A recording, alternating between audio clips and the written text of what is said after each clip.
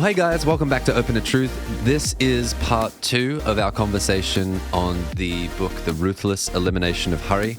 So if you missed part 1, you'll want to go back and either watch or listen to that, because this is just going to pick up right in the middle of a conversation. And so if you didn't hear the previous one, you'll be left blindsided. You are welcome to try to figure it out as you go, but it'll probably make more sense if you go listen to the previous episode. Anyway, here's the second half of our conversation on the book, The Ruthless Elimination of Hurry.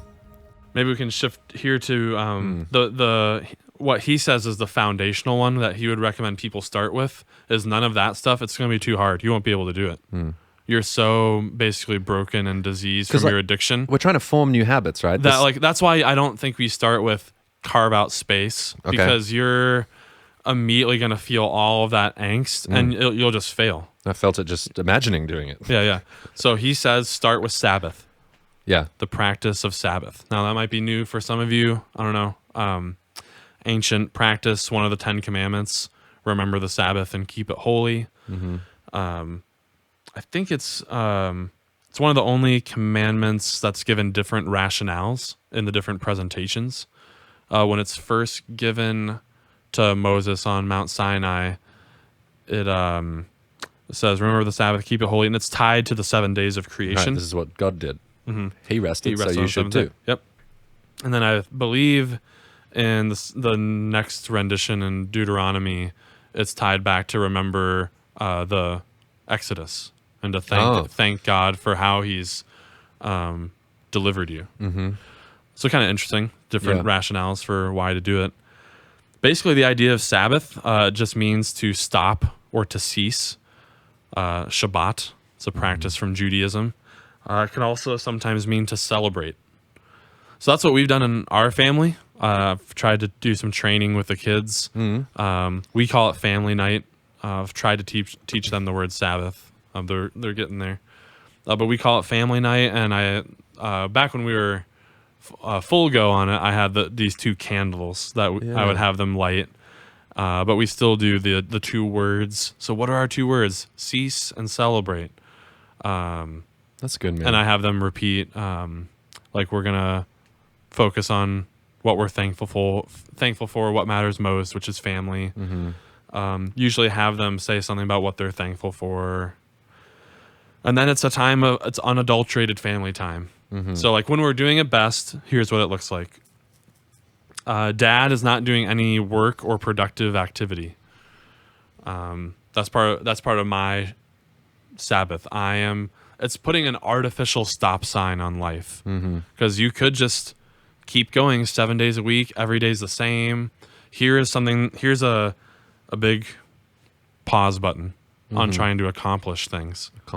And this is not just strictly things for your employer, but other work as well. Like when you say ceasing. Yep. It's a Friday. Here we are producing right now. Literally right now, we're producing something. I have not begun my Shabbat. Sabbath hasn't started yet. For me, we do Friday evening to Saturday evening. Yeah. Okay. All right. Continue. Sorry. Keep going with your. Well, it's just. What does it mean to work and produce? Yeah, I'm just curious. Like, what do you take a break from? And just thinking through my own life, there's some things that I'm doing because someone else has asked me to do it. I'm obligated. I have a job. I need to do it. Other things, it's a passion project. It's something I'm interested in. It is important to me in some way. Should I do that on my Sabbath? But it does take energy and it does take time away from family. Well, I'm thinking a podcast like this or making music or something. So on Sabbath, do I say, no, I'm not going to do any output on Sabbath? So when I was reading with the interns, that's a question anyone would have really about it. And they were asking me about that. Here's how I phrase it is you just have to do your own mental assessment, reflect, do I feel like I have to do what I'm about to do? And if it is, then if you feel that way, then do not do that thing. Yeah. So I'll hear our pastor Dave talk about doing his mowing and yard work. So in his mind, he really does view that as relaxation. He likes to do it. He likes to tend his lawn. I don't. I've noticed in myself it can really go either way. Sometimes I really do enjoy particularly when it's really sunny out Yeah, or yeah. something. Like It's a nice day, and I might really want to, but if I'm finding myself like, oh man, I really need to mow the lawn. Nope. not doing Don't it. find some other time. That's what the week's for. That's not what Sabbath's for. So just having like your honesty with yourself. And you don't then have like a little guilt that follows in, because I could imagine. I've probably abused my time somewhere else in the week that I've left it. I didn't prepare for Sabbath well. I see. Yeah. Yeah. Okay. Folks often talk about a pre-Sabbath day. So preparing to have your Sabbath, make sure you get all your stuff done. That's fair enough. So like for Sarah, that would mean like I want to make sure the laundry's done and the dishes, because I'll feel annoyed on my Sabbath If I that know it's there's undone. crap sitting there that needs to be done. I want to be kind of completely done. For at least one day. Yeah, clean the Each week. house Yeah. and enter the Sabbath with all of that, so you can finally just relax. Yeah. When I'm doing it best, it would mean Sarah and I putting our phones in the cabinet during it, so that we're not. I mean, it's part of like, what are we training our kids are Dude, I'm frightened. learning so much about how to live their lives I by know. watching us. I know. That's what scares me about my relationship with my phone. I don't want him to see me scrolling. He's only 11 weeks, so I'm like, I don't want him to see me scrolling. Yeah. Yeah. Interesting. So you guys, you hang out, visit, play board games, watch movies, just enjoy each other's company. It looks different during the different seasons. Yeah. So during the fall and spring, there'll almost always be a family hike of sorts. Okay, yeah, sure. Most Friday nights will be a movie. Yep. And can we just notice here that everything you just described doesn't scream spiritual. You know, going for a hike with the family or watching a movie with the kid, playing a board game doesn't scream spiritual. But I think the point is that it is. This sort of thing does form you, and it forms them. Like, it's all spiritual. The way you're living your life is how you are living out your relationship with God. Yeah. They're the same thing. Or there have been plenty of family nights where we've had friends over. Like that. Yeah. You guys and the Hughes have come over. Yep. And we've done games and chat on the back deck. Like, to me, that's a great Sabbath. That's Yeah. what that's for. Yeah, yeah. It'll often involve like more decadence. So we'll either eat out that night, Yeah. or like buy nicer stuff from the grocery store. They talk about it like the feeling. Well, we're approaching Christmas season, and I think most of us have had this feeling like on the actual day, like Christmas Eve and Christmas Day, there's kind of this texture, this atmosphere in the air that there's something special going on, and kind of hearth and home and warmness. I mean, I'm sorry to those of you that through life's tragedy do not have like sad Christmases, but Yeah. I mean, I think even you can recognize that that's a common experience. And so they would say, have that that's what your Sabbath should feel like. Should have a feel. Feels like Sabbath. You should look forward to it. This is the best day of your week, hands down. It's really making a ritual out of it. Nothing comes close to it. It's the pinnacle. And so it's from that place of, man, we really rested, then you feel the energy to go about into your week. Can I ask you, how do you balance your idea of rested? I can imagine hanging out with 4 kids, as much as it might be enjoyable, rest might not be the word you use to describe that. At the end of a Sabbath, you've been in dad mode, rah, rah, family, let's go hike and do this and do that. Have you rested? Or does rest for you mean you get alone and you need some you time just by yourself? And then what does that mean for your spouse? And I'm just curious how that plays out. As far as how much are you thinking about what's Clinton getting out of this? Like, am I feeling recharged? Or is it like, I'm doing this as a service for my kids? I don't know. Can you speak a little bit to that? Sure. I think once you have kids, now your mission statement for Sabbath changes to you are now called. It's a family day. It's family Sabbath. Yeah. This is Sabbath for the household and not just for you. Now that doesn't mean that you and your spouse can't work together to have part of that 24 hours be solely something that you just want to go do this.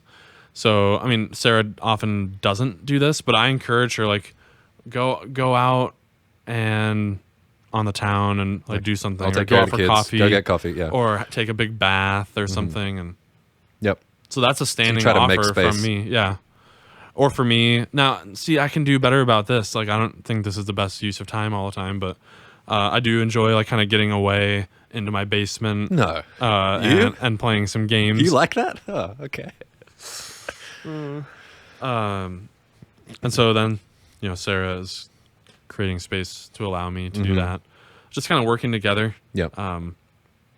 Eugene Peterson has this phrase, a bastard Sabbath, Yeah. which is where really you just treated it as a day off. It was a time where you got caught up on all your chores or something that wasn't done during the week. Like now you just have the spare time to get things done. Even things that I really enjoy, like reading, I have to be careful not to do on the Sabbath. It depends. Am I doing it? And you're doing a little check Yep. internally. I don't want this to come across like I'm perfect. No. But No.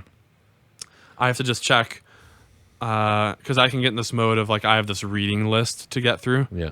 And I have a bunch on my list. Like I really want to get this done, but what for? Like just anyway. Yeah. I know. So I have to check. Am I doing this because I want to check it off the list, or I really want to sit down and enjoy this book? Yeah. And if it's the enjoy, then I do it. If it's the task orientation, then no. I like that as a filter. That's what you used for the lawn too. Just like, do I want to do this? And this is where Do I like have to do this? This is where the Pharisees got it wrong. That's why Jesus was rousing on them because they were more like act based rather than task oriented. Yeah. Are you doing it because you're trying to produce and further your life goals in some way like that? Yeah, the letter versus the spirit. So he would say start with Sabbath. That's going to be the artificial stop sign on your week. And from that place, now you can begin you'll have like kind of the headspace and the posture to be able to step into things like slowing down and silence and solitude because your life isn't a constant go, go, go. You've put this in place. That's good. Okay, that's good. Good Yeah. starting point. Shoot, I forgot how I was going to get there. I want to ask about what other spiritual disciplines, though. So, yeah, maybe we can address some of the typical ones and why. So, like Bible reading. Yeah. Classic advice from Christians: grow spiritually, read your Bible. This is what you would expect. Eliminate hurry. Make some more space in your schedule so you have time to read the Bible. That's what I would expect him to say. Yeah. I'm in my 3 years of ministry so far, I've rarely suggested that someone read the Bible for spiritual growth. That's so fascinating. Or at least I would ask I would want more detail on what that looks like. Like, what do you mean by that? Do you mean studying the Bible as a text to learn data from about your faith and just to know more about what the biblical author is saying? Or because that's not growing spiritually hardly at all. That's just learning more information, which can be cool and can help you in your leadership. But not necessarily forming you. No. I mean, I think you're formed while you're doing anything. Yeah. But it's not obvious that translates into spiritual growth in the way that some of these other things do. I think you can include Bible reading on your Sabbath or your quiet times with God in ways that are beneficial. There's different practices like Lectio Divina. Different ways of reading, yeah. Yeah, putting yourself into the story of Scripture and imaginative prayer in those spaces. Contemplative prayer, like finding a certain passage of Scripture and kind of just ruminating on it and dwelling on it. Yeah. Okay. I don't know. Yeah. Depends how it's being used. Again, are you doing it for a task orientation? Like I need to Bible reading plan kind of upsets me sometimes. Yeah. When it's being done as like this is my time for spiritual growth. Yeah. Okay. It's Time just to grow spiritually. And it's not a bad start. I'm not. It's just anemic. It's not very robust. It's not necessarily like you opening up your soul and finding shalom. Yeah. Okay. So what you just described, opening up your soul and finding shalom. Pretty abstract. Tell me if this is what you mean or if I'm picking up what you're putting down. Rather than encouragement to look at your calendar, give yourself 20% more margin, and then fill it with spiritual activity like Bible reading and praying and stuff. The suggestion is more construct a lifestyle that has some more breathing room in it and see what that does to your soul. Is that right? That just this different pace of living would produce something spiritually, or will form me spiritually in some way? Or am I trying to replace, no, don't scroll your phone, instead pray for 30 minutes or something? Or is it more like, no, as you move through life a little more slowly and a little more intentionally, you, I don't know what, you will grow spiritually as you do all of that without specific spiritual tasks that you're replacing your bad behaviors with. Do you get what I'm asking? I guess so. I mean, it depends what we mean by spiritual activities. I mean, I don't know. I think it's a relatively common thing for dads, but I mean, spending time. Kids spell love Time. They want to spend time with you, and it's not just a matter of you telling them you love them before bed or like. So when you start to declutter your life, like if we're looking at the simplicity spiritual discipline, you just find that there's more margin to go spend time with them, or to take your wife on a date night, or just to sit down and talk face to face. Which, again, I guess what I'm getting at, or what I want to highlight, is that those don't immediately scream spiritual activity a lot of the time. Sure. That's not what we think about saints doing. Saints go off somewhere alone and pray for hours by themselves. But that's not necessarily what he's suggesting. It's like, I think that should be part of your, like, I don't know, if you're doing another metaphor sometimes people do is like working out, where no one's asking you to just do bicep curls. Yeah. There's a lot of different exercises or disciplines to grow physically. Yeah. Well, there's a lot to do to grow spiritually. One of them I do think is silence and solitude. Like praying for hours. I don't know about like out loud asking for things prayer. Yeah. I'm kind of past that one. Or I just don't find it super helpful for me. Yeah. But yeah, like if you were to spend 30 minutes every morning in silence at like a sanctuary place in your house or outside, that'd be fantastic. Just no one does that. Yeah. You know? But to me, that's just as much valuable as carving out space to have a conversation with your spouse face to face, where you're sitting there at the table. Yeah. You don't have a phone. You don't have a laptop out where you're kind of checking email and doing something. You are giving your undivided presence and attention to someone else. Same with your kids. Like, did you spend time with your kids today? Yeah, we watched Survivor. I mean, it was better than nothing. It was better than you being gone, but not really. I mean, you didn't really get to know them. Yeah.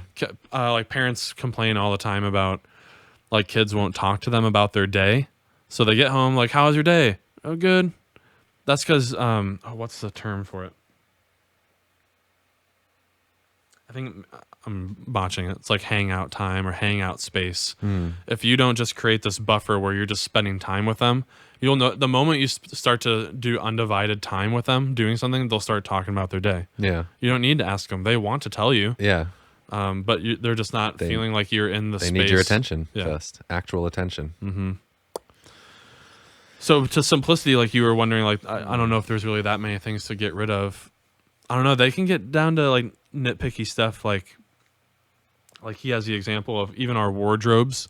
Like how much time are we fretting about how we look? And am I keeping up with fashion and like the clutter, just the mental bandwidth of. Oh yeah. Like Jordan Peterson will talk to his stuff, the chaos portals that are all around you. Like you walk into your bathroom and the sink is a mess. Chaos. That's a chaos portal. It's like, or same thing. Yeah, you go to your wardrobe and you find yourself slightly frustrated every morning because your wardrobe's a mess and you can't find what you want. It's like, wow, you could solve that. Yeah. Yeah. And frankly, like we wear about 20% of their clothes. Oh yeah. The other 80%, the Pareto principle is true everywhere. Go back and check episodes. See how often I've worn this shirt. 80% of the days you're wearing 20% of the clothes. Yeah. That seems right to me. And so just what are you doing with them? Get rid of it all. They're just sitting there. You're tending them. You're Gotta Marie Kondo that stuff. yeah. Get it out of here. Yeah. Some dudes go full into it. The minimalists, they have a podcast. Yep. And a whole YouTube channel and everything. It's a cool idea. So to me that's a secular rebranding of the ancient practice of simplicity. Yes. They're similar. They've latched onto the same fruit Yes. that grows when you live that way. Yep. Man, you've given me some food for thought. Most of this is, I'm familiar with the book. I know about the book. You've talked about it for a few years now. But I think I actually needed this today. I think I got to make some changes. Just the phone especially, man. I think my relationship with my phone is not good. Or a big one for people is like I don't know, home improvement or like we need new counters. Yeah. And you spend all this time thinking about new counters and part of that is like, okay, do you really need new counters or you just really want them? Yeah. And you're spending all this time thinking about it and all this money and yeah, or you don't have a worthwhile goal, so you're inventing one or something. You know, like you need something to do, so you need a game to play. I'll play the get the counters game. Let's plan for it. And there's never an end to how nice the stuff can be. Right. Like your house can always be nicer. Right. And new projects and. Can I run this by you too? I don't know if this is just something that's truly tragic in my life or if this is something it's common to human experience. I have found, and I don't have an answer for this. This is just something I'm sad about that maybe you can help me with. I think sometimes about, what's most important in life, not miss living. When I get to the end, I want to live my life in such a way that I avoid the thought, oh God, what did I waste my life on? Or what did I spend all my time on? And what immediately comes to mind is people. It seems like the relationships I have, family, close friends, investing in relationships seems to me to be the most meaningful or enduring thing I can give myself to. Okay, all that's true. And I definitely feel it as somebody who's moved overseas. My family's in Australia and I miss them. And I understand the value of being with the people you love and being present with them. And yet, if I go to Australia for a month, 3 weeks or something, we're probably not good, like me and my mum and dad, we're not probably going to sit down and have 3 weeks of eye-to-eye conversation. We FaceTime every few weeks or something, and eventually we run out of things to say.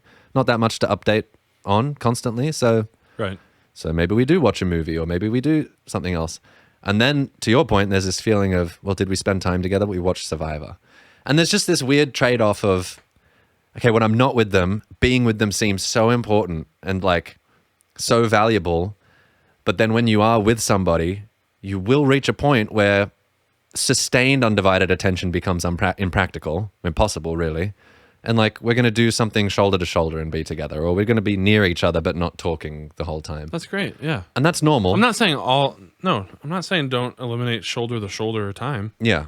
No, I didn't think you were. No, that's good. And this isn't a pushback against any of what you've presented. I'm just bemoaning the fact that on my deathbed, what will seem most important to me is I would give anything for just another hour with my family or something, But there's diminishing returns on that. Like when you are with your family for hours, there's a feeling of, well, I might go do something else now. And that's just kind of a sad thing that I'm commenting on. That's all. I don't know that it's a problem. I think it's normal. It's like, you can't only give people undivided attention and you would never go to work and get your job done and you would never eat. And I get it. It's just a bit sad to me. Well, now maybe you bring in here, what would be the name of this spiritual discipline? I don't know what the name for it would be. Something about like missional living or having purpose for something that's grander than yourself, kind of like world projects. And you want to leave your mark on the world and do great things and have your life be impactful. And there's other ways of doing that beyond just the raising of a family and the relationship with your spouse. There are things out there, there's activity, there's creative work to be done in the world that you're called to do. And so I mean, that's important too. Yeah. Yeah. That call to adventure. Mm-hmm. And so to be scratching that itch and doing that good in the world needs to be on the balancing scales as well. It goes back to the hierarchy thing. Mm-hmm. Hierarchy of values. It's just so often we have those skewed, or we find one, maybe we're not naturally very good at it. And so we just go to a different one because we find it easier. Like that's the classic workaholic. It's way easier for me. I'm good at my job and I can just crush this and I get praise from my coworkers. Yeah. And I'm horrible. I don't know how to spend time with my son. Right. So I'll bury myself in work. Yeah. Yeah. And I'll rationalize it as I'm providing for the family and making the nest egg. Yeah. When really, once you're gone, your child would much rather have just spent more time with you than the extra $100,000 in the trust fund. Yeah.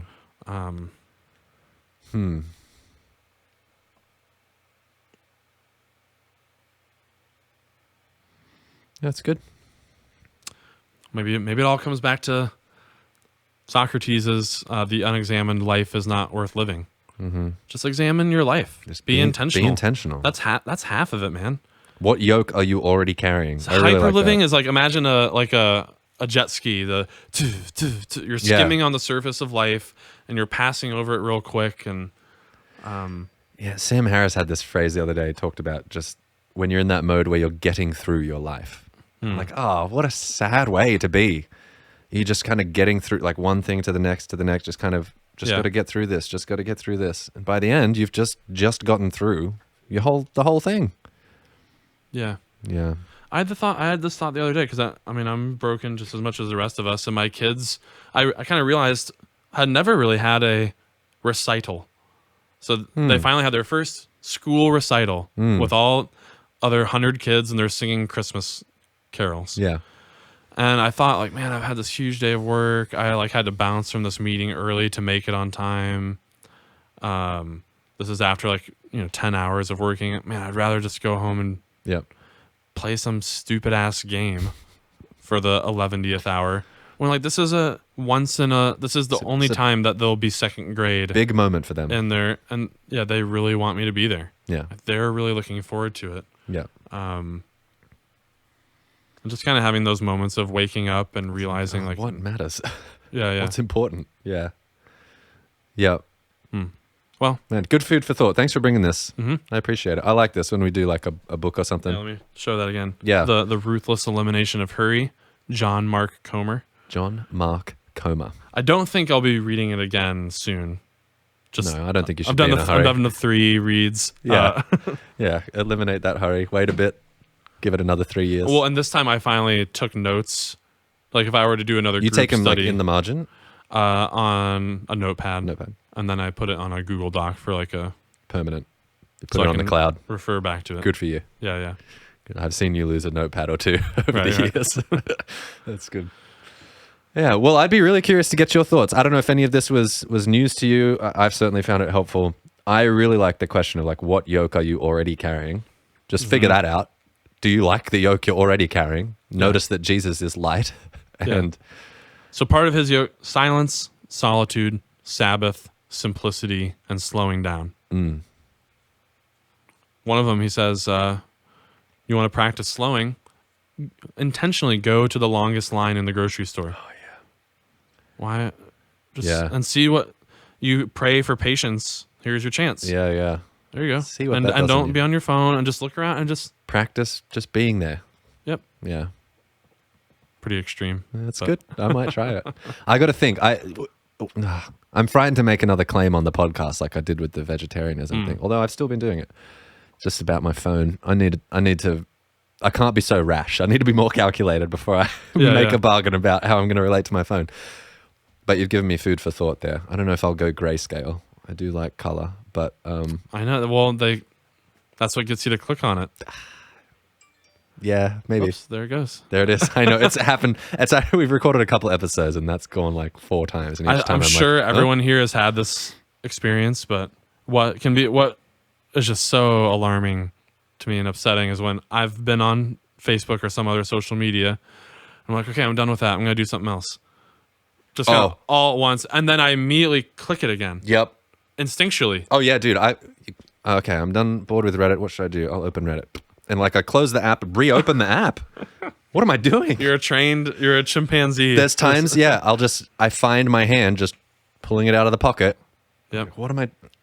There's a phone there. So it's been really interesting to have this new setup. Yeah. Where like I'll sit down on the toilet to go and you pull it out, and I'm like, oh, there's nothing to do. Dang it. I Okay. can't go on the internet. This is dumb, and it doesn't look fun. It's all gray. It doesn't look fun. It doesn't look like I want to look at it. No, I wouldn't want to interact with that thing. And this might make sense. Of course, it's not just the home screen. It's like YouTube. Like they're all Everything's gray. Yeah, I don't want to look at anything on there. Screw that. You can get, I forget what they call it, maybe a light phone, or there's some kind of phone that just has, it's basically what you're trying to do. It just has call, maybe texting, can't even really get apps on it, maybe a map or something. And it's designed, minimalist phone. They're out there. Yep. So I will give that some thought, figure out how my relationship there needs to change. And if I have anything worth sharing, I'll share it on a future episode. Very good. Yeah. Maybe we'll do a part 2 sometime of... Yeah. Or part 3. I don't know if we'll cut this one up, No, but we'll of see. other spiritual disciplines. It's still making noises, dude. Dang it. As I'm sitting here, it's going off. And I feel it. You want to know what it is? Yeah, I do. I see them there, like 5 notifications. I don't know what they are. Notifications. Could be good news. You know what it probably is? One of those is just like, there's sound detected on Ollie's crib. It's like, okay, Ollie's probably crying. No way. You have a thing for it? Yeah, we've got this thing. I actually don't need all those notifications. Anyway, we've rambled long enough. Thanks for sticking with us. Thanks for watching and listening. As always, you can join the conversation. You can leave a comment on YouTube if you're watching this on YouTube. If you want to write to us an email, you can do that. mailbag@openatruth.com is the address. Reach out, give us your thoughts. Let us know what's worked for you. If you try a Sabbath or you try slowing or it's been difficult, if you're like me, we want to hear from you. So join the conversation and we'll see you next time. All right, stay curious. Thanks.